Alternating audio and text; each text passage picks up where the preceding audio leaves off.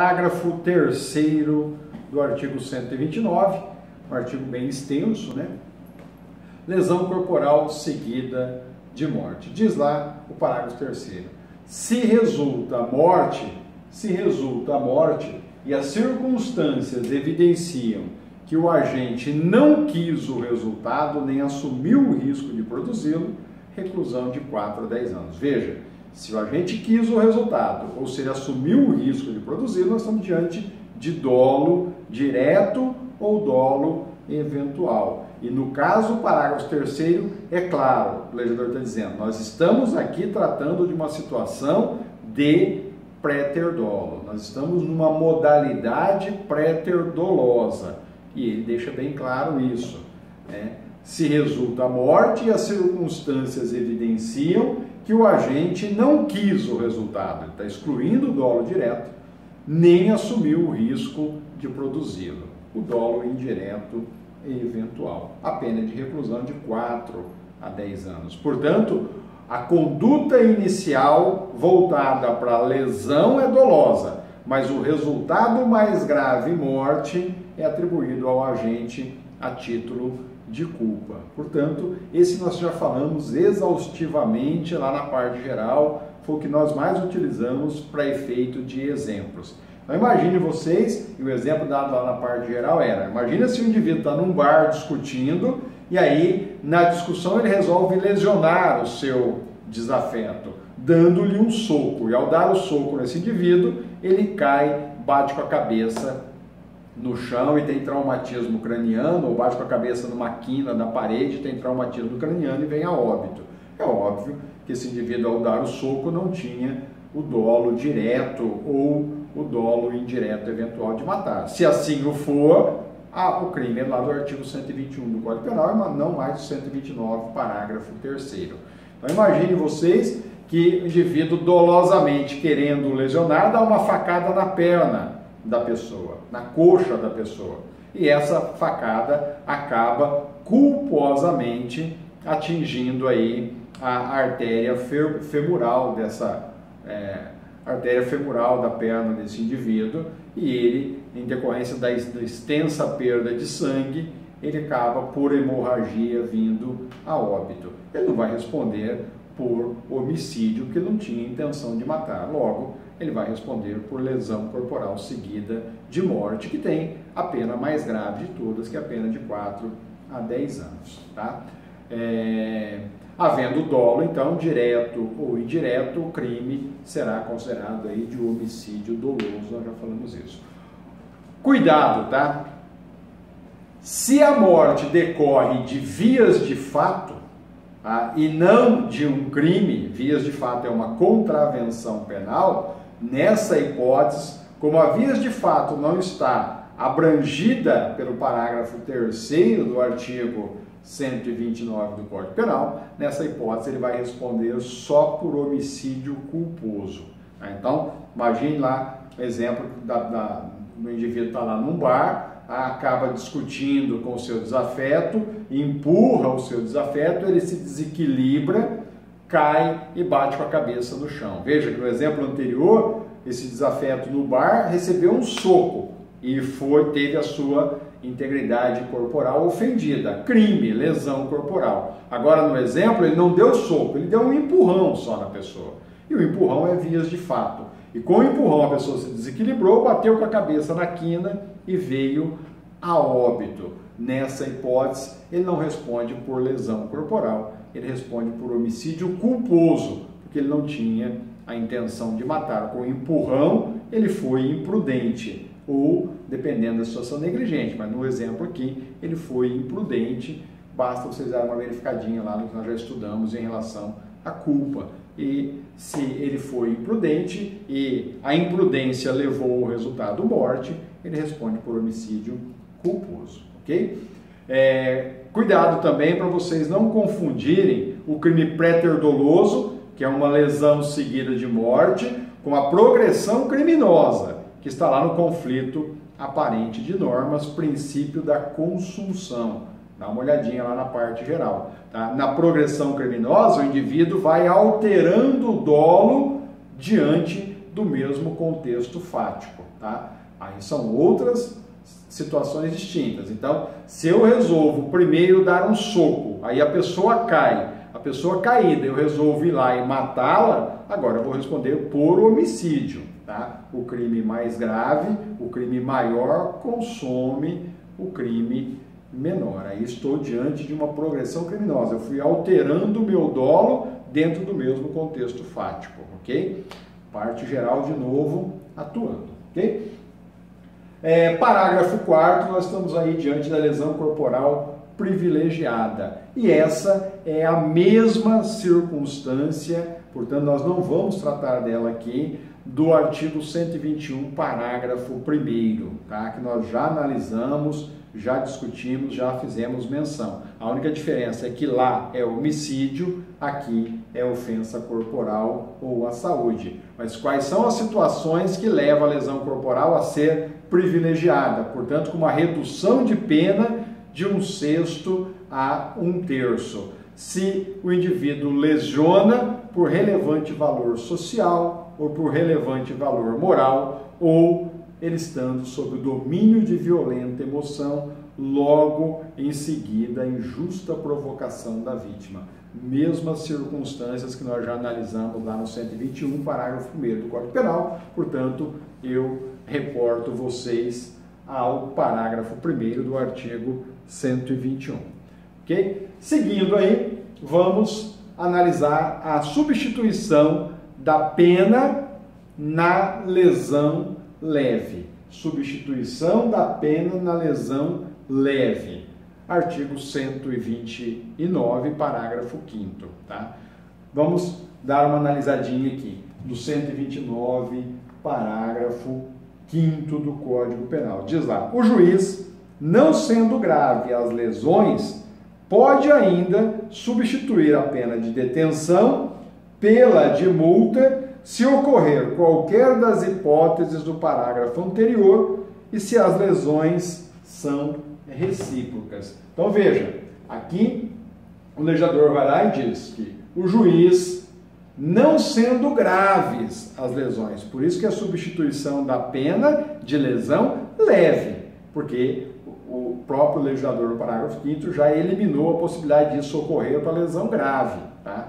Ele diz, não sendo grave a lesão, portanto, não sendo ela também gravíssima, só restou a lesão leve. Então, o juiz, não sendo grave as lesões, portanto, o juiz, nas lesões leves, pode substituir a pena de detenção por pena de multa. Então, ele substitui a pena de detenção só pela pena de multa, que é mais benéfica para o réu. Quando que ele pode fazer isso? O legislador vai lá e diz, em duas situações. Se ocorrer qualquer das hipóteses do parágrafo anterior, parágrafo 4º, portanto, e se as lesões forem recíprocas. Então veja, o que nós acabamos de verificar no parágrafo 4º? Nós falamos no parágrafo 4º das lesões leves privilegiadas, que eu reportei vocês lá no parágrafo 1º do artigo 121 do Código Penal. No caso de lesão leve privilegiada, portanto, aquelas determinadas no parágrafo 4º, o juiz tem duas opções aí. E quais são as duas opções dadas? Ele pode reduzir a pena de 1/6 até 1/3, com fundamento lá no parágrafo 4º, que nós acabamos de analisar, na hipótese privilegiadora, ou então ele pode, agora com base no parágrafo 5º, substituir a pena de detenção pela pena de multa, ou seja, o juiz tem opções de sobra para beneficiar o agente nessas condições. Então, cuidado, tá?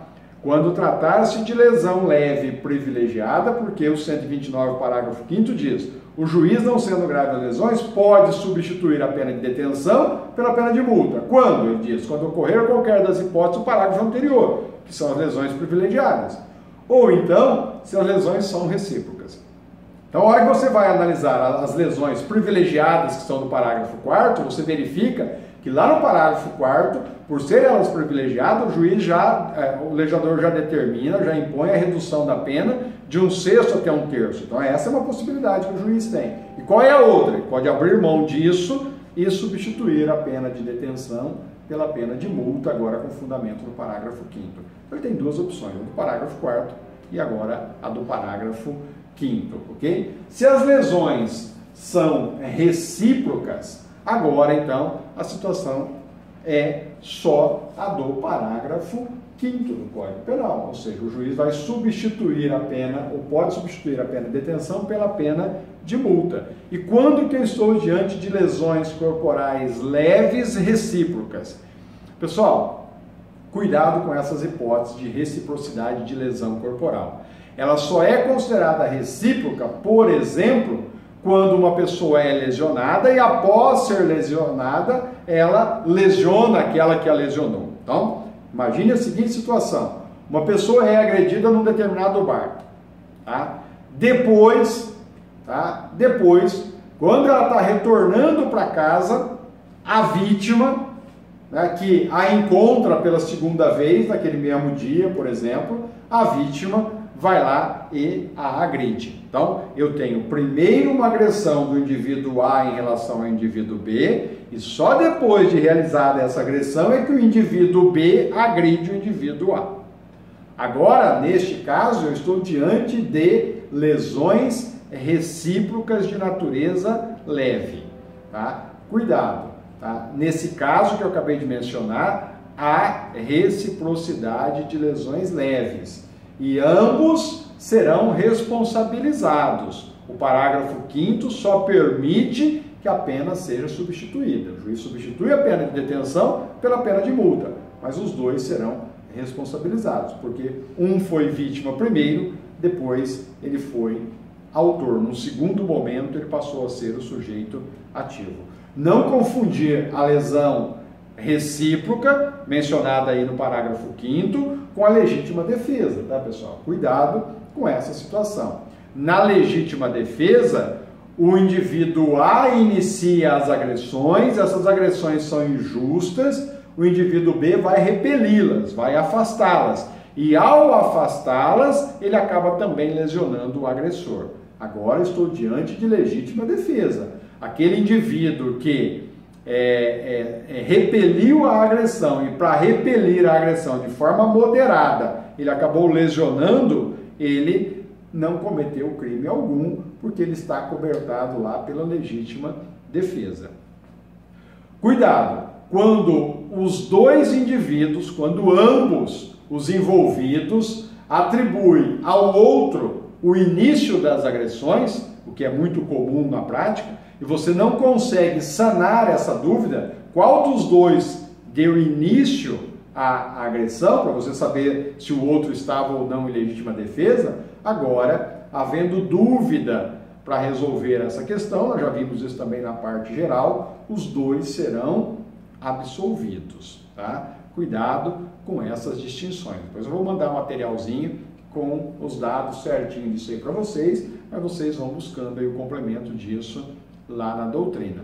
Ou então, pessoal, nós temos ainda uma situação quando mutuamente os indivíduos se desafiam, se agridem reciprocamente e se lesionam levemente ao mesmo tempo. Então, os dois ao mesmo tempo começam uma discussão e os dois ao mesmo tempo se agridem. Agora, nessa hipótese, não é lesão corporal recíproca. Nessa hipótese, os dois se agrediram no mesmo momento, no mesmo instante, no mesmo contexto fático. Nessa situação, os dois são responsabilizados. A lesão recíproca é só quando um foi agredido e só depois, tempinho depois, há a retribuição da agressão para aquele indivíduo, tá? Uma observaçãozinha também, tá? A substituição imposta neste parágrafo pela pena de detenção por multa não pode ser confrontada, não pode colidir com aquela imposta lá no artigo 44, parágrafo 2º do Código Penal, tá?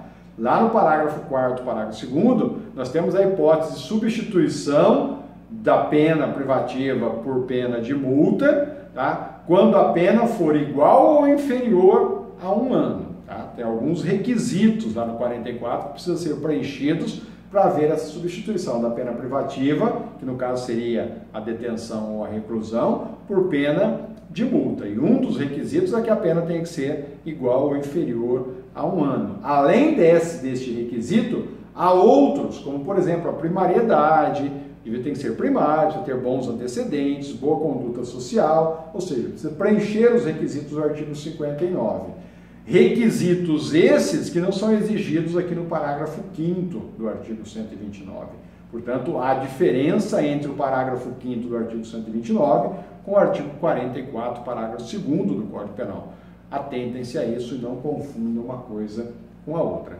E no parágrafo 7º nós temos causas de aumento de pena, que elas são divididas entre a lesão corporal dolosa ou préter-dolosa e a lesão corporal culposa. Como nós ainda não analisamos a lesão corporal culposa, nós vamos falar da causa de aumento de pena na lesão corporal dolosa ou préter-dolosa, porque essa nós já analisamos, com fundamento lá no artigo 127, artigo 129, parágrafo 7º. Está errado aqui, tá? 129, parágrafo 7º, ok? Faço a correçãozinha aí na hora das anotações de vocês. Não é artigo 127, é artigo 129. O parágrafo é que é o 7º, ok? Então veja, aqui no 129, parágrafo 7º, o legislador determina aí uma causa de aumento de pena, portanto, é uma majorante de 1/3 se ocorrer qualquer das hipóteses dos parágrafos 4º e 6º do artigo 121 do Código Penal.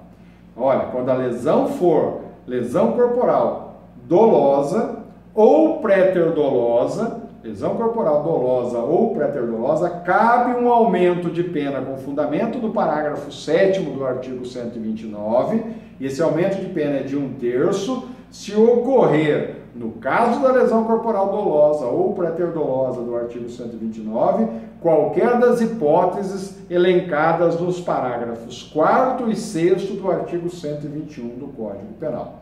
Quais são elas? No parágrafo 4º do artigo 121, na sua segunda parte, o legislador vai lá e menciona a hipótese do crime ser praticado contra o menor de 14 anos ou maior de 60. Então, se a lesão for contra uma pessoa menor de 14 ou maior de 60 anos, impõe-se a causa de aumento de pena de 1/3 do parágrafo 7º, ok? E lá no parágrafo 6º do artigo 121, o que o legislador determina, que nós já analisamos? Se o crime for praticado, lá o homicídio, aqui a lesão corporal, se ela for praticada por milícia, tá? Milícia privada, sob o pretexto de prestação de serviço de segurança. Então, a milícia privada, só se ela lesionar, tá? Dolosamente, com o pretexto de prestação de serviço de segurança, ou então, se não foi praticado por milícia privada, foi praticado por grupo de extermínio. Nessas hipóteses, idade da vítima e milícia ou grupo de extermínio, por determinação do artigo 7, do parágrafo 7º do 129, impõe-se um aumento de pena de 1/3 no caso de lesão corporal dolosa. Da culposa nós vamos falar depois, ok? Pessoal, professor, mas é cabível esse aumento de 1/3 na lesão dolosa, mas só a lesão dolosa leve? Não, é cabível na lesão corporal dolosa leve, na grave, na gravíssima ou na lesão corporal seguida de morte. Em todas elas, se for dolosa ou préter-dolosa, impõe-se o aumento da pena de 1/3 com fundamento no parágrafo 7º do artigo 129, se presente as hipóteses do parágrafo 4º e do parágrafo 6º do artigo 121 do Código Penal. Ok?